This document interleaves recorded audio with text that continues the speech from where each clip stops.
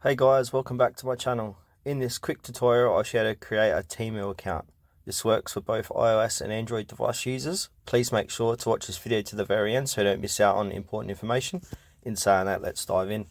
Alright, the first thing you need to do is go ahead and open up your Play or App Store on your phone and then do a search for Temu. So click on Temu, download and install it. Once that is done, click on Open.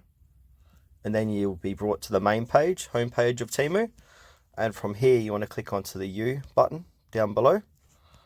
And then on the orange button where it says sign in/register, click onto that. I've already got an account with Temu, but if I want to make another one, it says here register, sign in with another account. So all you need to do is just add in your email address. Alright, I've gone ahead and done that. Or you can register with Google or Facebook, either or. But for this demonstration, I'm going to do my email address. Once you've done that, click on continue. And then it will ask you to create a password. So create a strong password that you can remember. Alright, I've done that.